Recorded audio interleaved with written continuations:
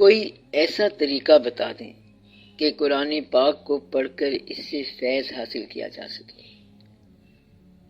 قرآن پاک پڑھنے کے لیے ہے، جس طرح بتایا گیا ہے کہ لینگویج، زبان کا جاننا، قرآن کریم کی زبان کا پہچاننا آپ پر لازمی ہے، فرض ہے، تو پھر اس کو اس کے ماحول میں شان نزول کے ساتھ پہچاننا بھی آپ پر لازم ہے۔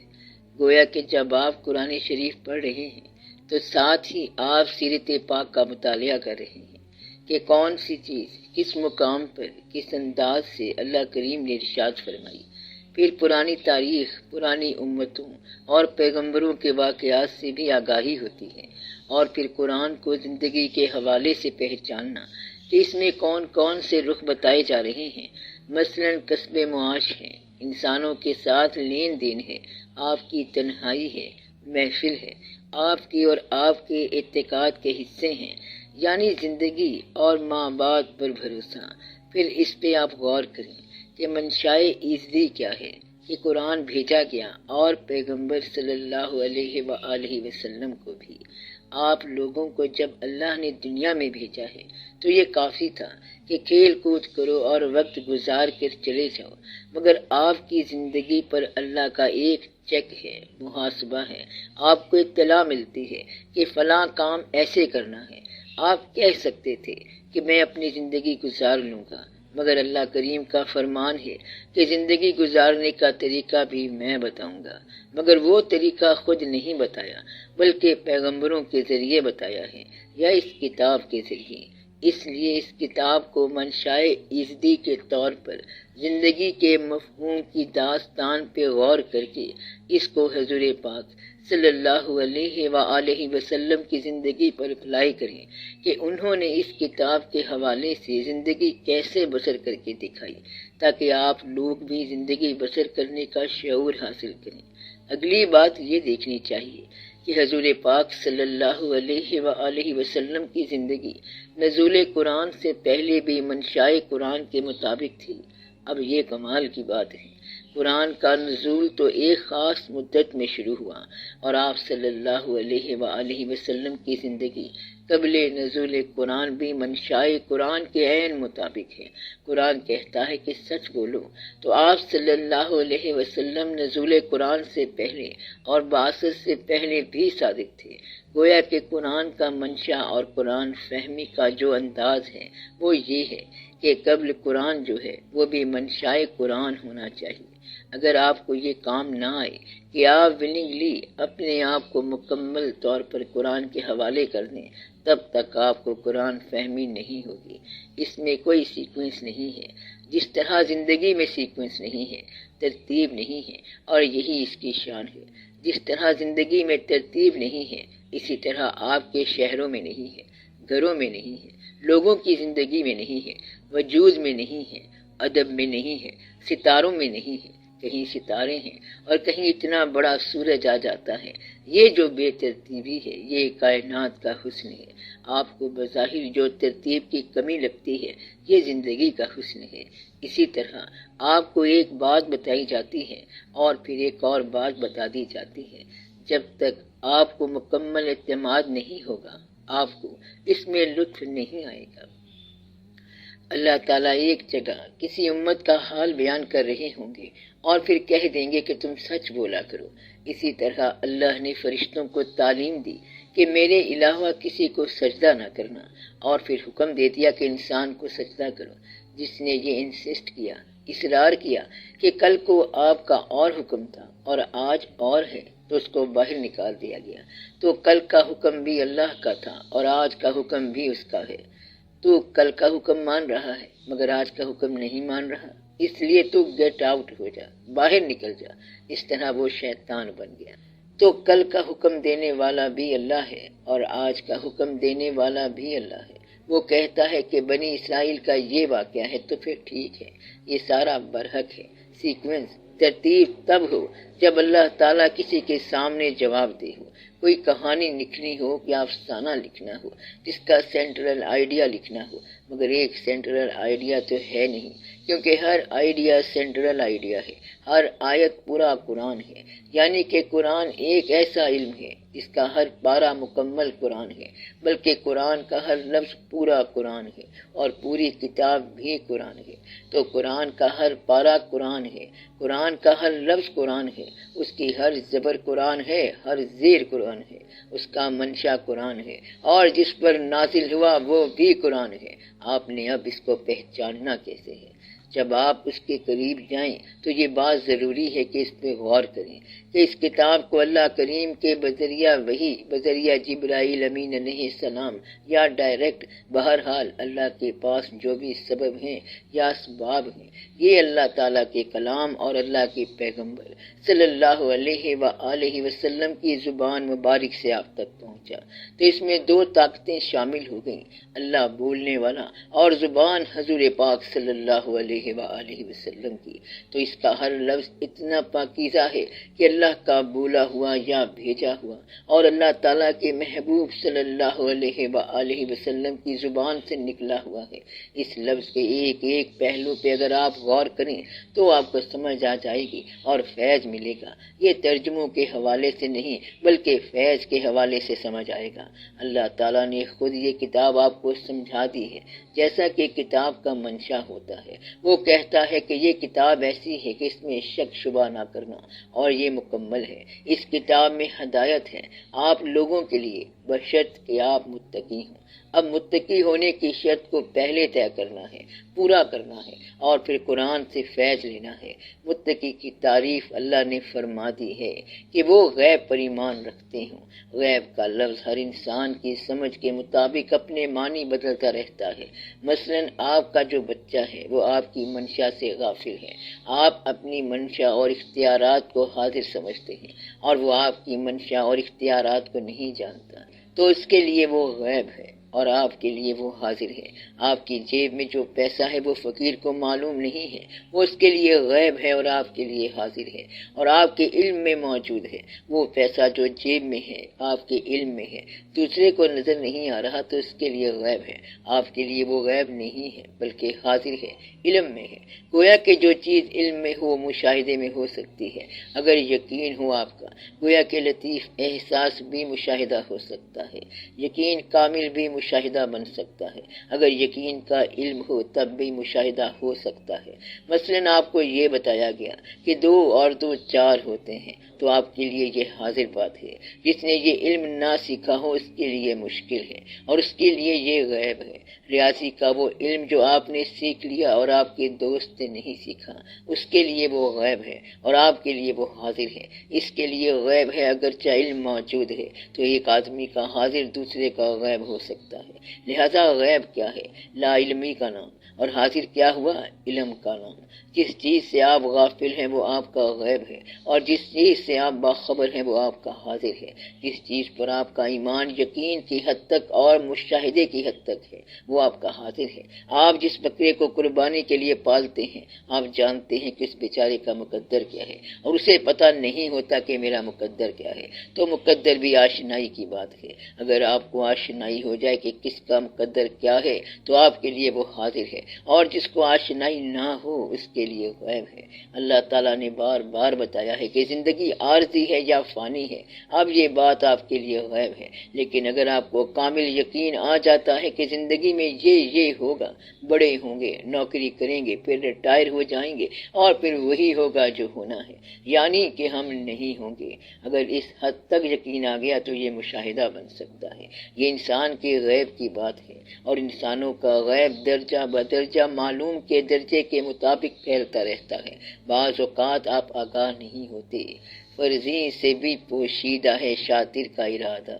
کائنات کے کارساز کا مکمل ارادہ کسی انسان کو معلوم نہیں ہے، وہ مکمل غیب ہے، لیکن اللہ کا اپنا غیب کوئی نہیں ہے۔ وہ عالم الغیب والشہادہ ہے، غیب کو اور ظاہر کو جانتا ہے، لیکن اس کا اپنا غیب کوئی نہیں ہو سکتا، کیونکہ وہ خالق ہے، اور خالق کی نسبت سے مخلوق میں سے کوئی کوئی چیز غیب نہیں ہے۔ رات کے اندھیروں میں سیاہ چٹانوں پر چھوٹی سی کالی چیونٹی جو کچھ کہہ رہی ہے اللہ اسے بھی سنتا ہے، کیونکہ اس کے لیے کچھ غیب نہیں ہے تو اس کا کوئی غیب ہے ہی نہیں، اور آپ کا غیب درجہ بدرجہ علم کے مطابق ہے۔ تو متقی کون ہوا جو غیب پر ایمان لائے درجہ بدرجہ پہچان کے مطابق، اور جو نماز قائم کرتے ہیں وہ نماز کو قائم کرتے ہیں، پابند ہوتے ہیں، نماز کو اس کے آداب اور انداز کے مطابق قائم کرتے ہیں، اور وہ زکوٰۃ دیتے ہیں۔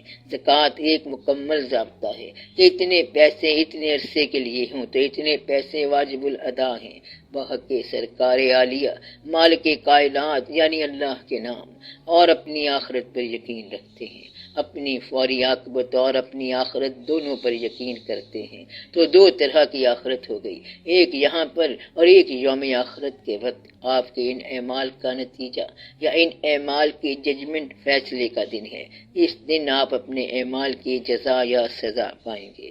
اللہ کا فرمان ہے کہ ہم تمہیں ایک ایسے دن کا بتاتے ہیں، اس دن دیکھ لے گا انسان جو کچھ اس کے ہاتھ نے بھیجا، اور اس وقت کافر کہے گا کاش میں مٹی ہوتا۔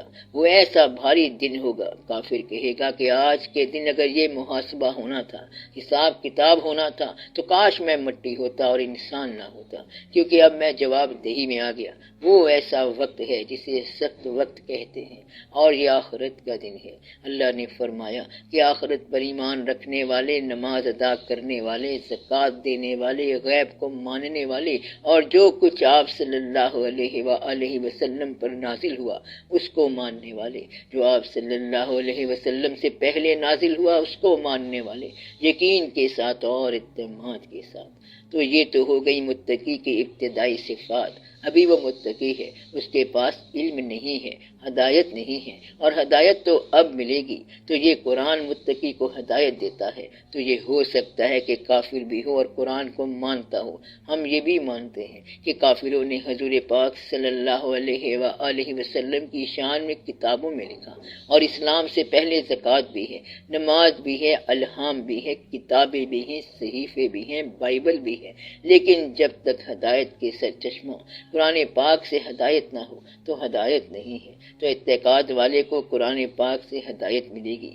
کوئی مسلمان کب ہوگا؟ جب وہ قرآن سے ہدایت یافتہ ہو جائے۔ تو ہدایت کا کورس یہ ہے، تو یہ ہے قرآن پاک کے فہم کی اصل بات۔ اور جب آپ اللہ کریم کے مزاج سے آشنا ہو گئے کہ وہ رات سے دن پیدا کرتا ہے اور دن سے رات پیدا کرتا ہے، تو جب تک آپ رات کو اتنا پسند نہ کرو جتنا دن کو پسند کرتے ہو تو آپ کو یہ بات سمجھ نہیں آئے گی۔ اس کے لیے اللہ نے حکم فرمایا کہ یہ بات اپنے ذہن میں یاد رکھا کرو کہ اے ہمارے رب، تو نے کوئی چیز باطل تخلیق نہیں کی، یہ جو کچھ باطل نہیں ہے، یہ جو کچھ ہے حق ہے اور عین برحق ہے، اور سب سے بڑا سچ یہ ہے کہ اس کائنات میں باطل کچھ ہے ہی نہیں۔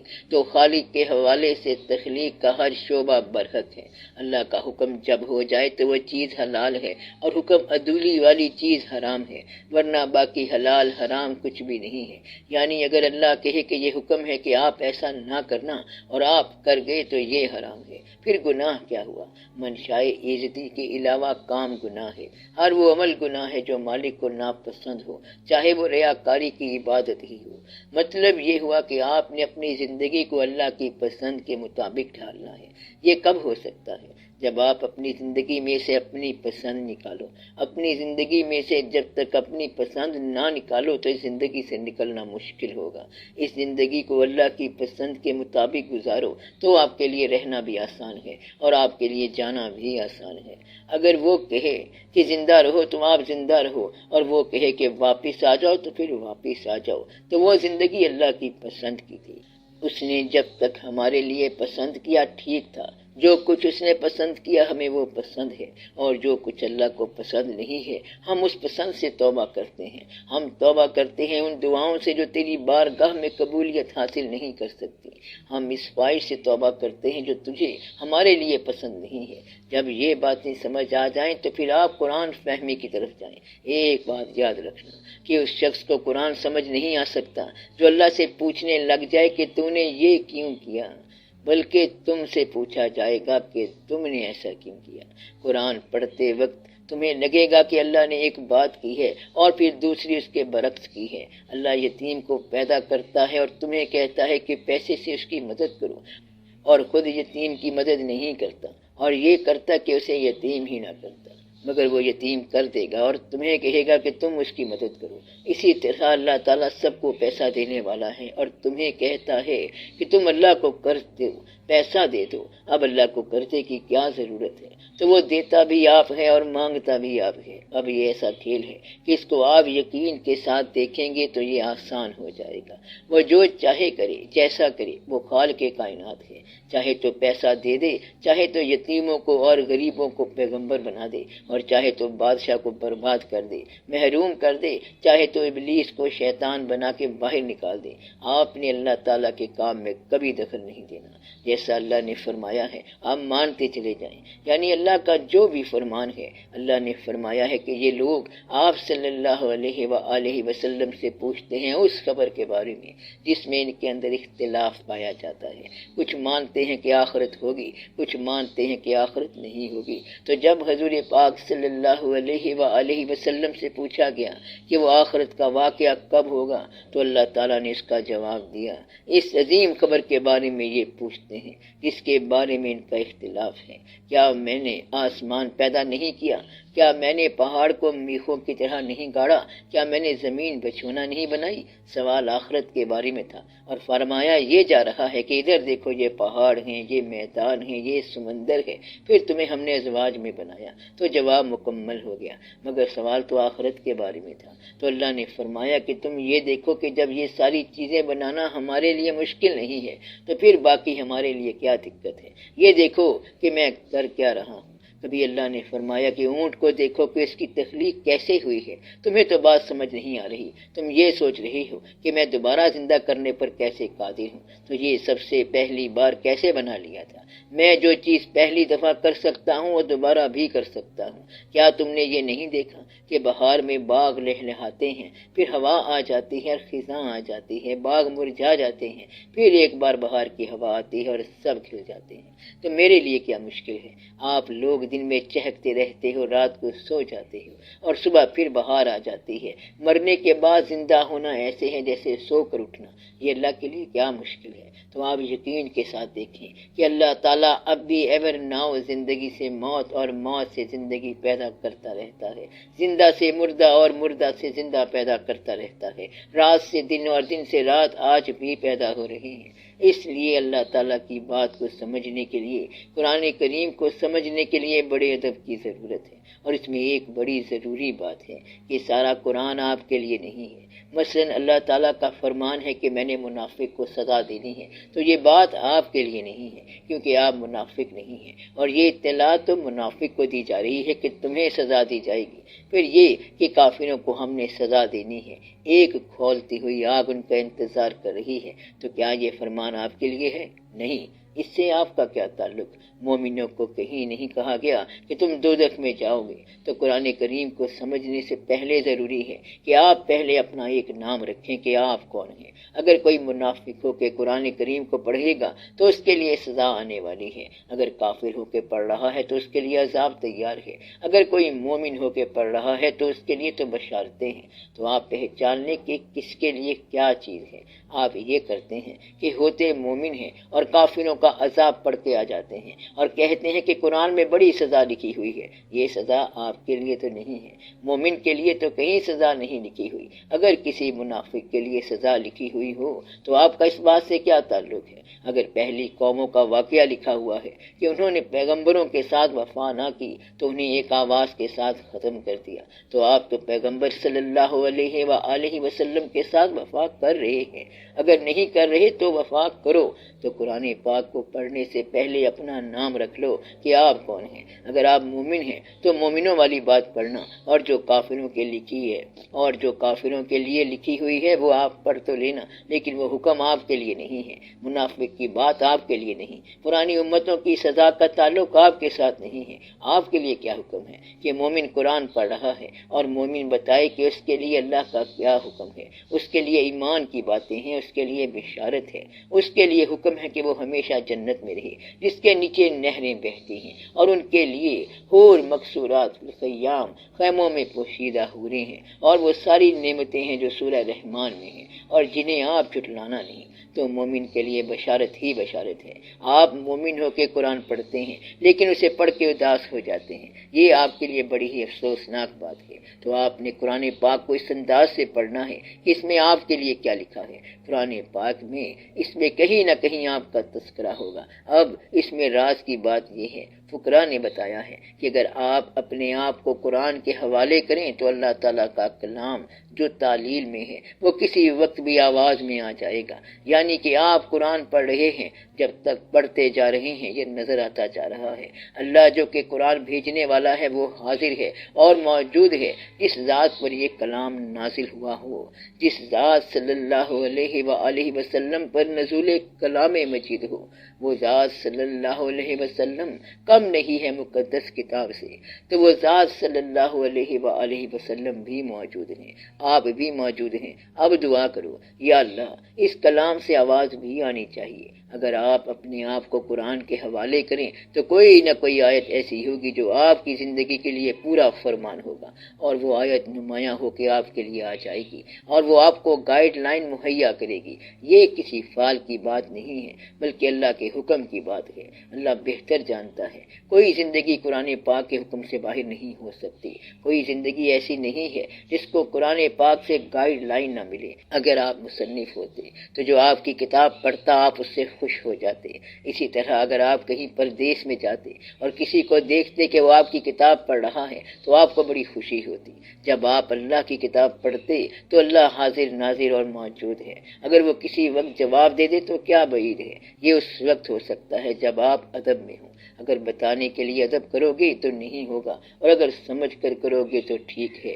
اللہ کا قرب کیسے محسوس ہوگا؟ جب قرآن پڑھتے پڑھتے آپ پر رقت طاری ہو جائے، آنسو آ جائیں، پھر یہ سمجھنا کہ کوئی واقعہ ہو گیا ہے۔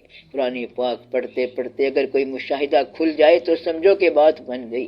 اگر قرآن پڑھتے وقت کوئی بزرگ آ جائے اور کہے کہ زیر زبر یوں پڑھو، پھر نیت کی بھی اصلاح کر جائے تو سمجھو مہربانی ہو گئی۔ تو قرآن پاک تلفظ کی بھی اصلاح کرتا ہے اور نیت کی بھی، لیکن نیت جو ہے وہ تلفظ سے زیادہ اہم ہے۔ ایک بزرگ فرماتے ہیں کہ ہمیں اطلاع ملی کہ کسی بستی میں ایک درویش کامل ہے، تو ہم نے سوچا کہ اس درویش کامل کا وزٹ کیا جائے۔ تو وہاں گئے، فجر کا وقت تھا، وہ کامل درویش خود ہی جماعت کرا رہے تھے، تو انہوں نے تلاوت کے دوران زبر زیر اور مخرج صحیح ادا نہ کیا۔ انہیں لگا کہ تلاوت کے دوران جو مخرج ہونا چاہیے وہ صحیح نہیں ہے، اور انہوں نے الگ نماز پڑھ لی، سلام دعا کیا اور پھر واپس آ گئے۔ راستے میں ایک شیر آ گیا، اتنے میں وہی درویش ہاتھ میں چھڑی لے کے آئے اور شیر کو کہا کہ بھاگ جاؤ، کیوں ہمارے مہمانوں کو ڈراتے ہو؟ شیر بھاگ گیا۔ تو داتا صاحب رحمت اللہ کہتے ہیں کہ میں حیران ہوا اور کہا کہ سرکار یہ شیر تو جنگل کا بادشاہ ہے، اور آپ کا کہا اس طرح مانا جس طرح کوئی بلی کتا ہو، یہ کیسے ہوا؟ وہ فرمانے لگے تو تلفظ ٹھیک کر، تجھے بات سمجھ نہیں آئے گی۔ تو بات نیت کی ہے اور بات اعتقاد کی ہے اور بات ان کے کرم کی ہے، یہ بحث کی بات نہیں اور جھگڑے کی بات نہیں ہے۔ تو راز یہ ہے کہ اگر کوئی پڑھائے تو پھر انسان پڑھتا ہے۔ کلمہ پیر پڑھایا باہو تے میں صدا سہاگن ہوئی۔ تو اگر کوئی پیر پڑھائے گا تو پھر آپ کو بات سمجھ آئے گی۔ قرآن مجید پڑھنے کا اصل وقت قبل طلوع الشمس ہے، سورج نکلنے سے پہلے، تہجد کی نماز کے بعد اور فجر سے پہلے۔ اگر آپ اس کو پڑھو تو قرآن فہمی آسان ہو جاتی ہے۔ یہ اس کے پڑھنے کا طریقہ ہے، باوضو ہو کے پڑھنا چاہیے۔ اگر ایک آیت کو آپ پڑھتے جائیں تو 20 دن کے بعد اس کے معنی بدل جائیں گے، ایک ہی آیت اور طرح سمجھ آنا شروع ہو جائے گی۔ ایسا ہو سکتا ہے کہ 10 سال کے بعد اس کا پورے کا پورا معنی سمجھ آ جائے۔ تو کوئی ایک آیت کو آپ جتنا پھیلاتے جائیں وہ پھیلتی جائے گی، کیونکہ یہ قرآن ہے، اللہ کا کلام ہے۔ اللہ کا کلام اپنی تفسیر اپنے اندر خود رکھتا ہے، اس لیے آپ کو کسی تفسیر کی ضرورت نہیں۔ اللہ جانتا ہے کہ آپ عربی جاننے والے نہیں ہیں، کیونکہ آپ کو اس نے ادھر پیدا کیا ہے۔ تو آپ قرآن کو پڑھو، غور سے پڑھو، ادب سے پڑھو اور ادب سے پڑھو۔ پھر آپ کو اس کے معنی سمجھ آنے شروع ہو جائیں گے۔ ایسے لوگوں کو بھی ہم جانتے ہیں جنہیں کسی نے قرآن نہیں پڑھایا اور وہ عربی زبان نہیں جانتے تھے، مگر وہ انگلی رکھ کے پڑھتے جاتے، بسم اللہ الرحمن الرحیم، سچا کلام سچے اللہ کا، اور اس میں جو کچھ ہے سچ ہے، جو کچھ اللہ نے فرمایا وہ سچ ہے، جو کچھ اس کے نبی پاک صلی اللہ علیہ وآلہ وسلم نے فرمایا وہ سچ ہے۔ وہ اس طرح پڑھتے جاتے ہیں اور پھر ان پر قرآن پاک کے معنی آشکار ہو جاتے ہیں اور لینگویج آشکار ہو گئی۔ اللہ تعالیٰ جب چاہے اور جو چاہے وہ کرتا ہے، اس کے قدرت کاملہ پر یقین رکھو۔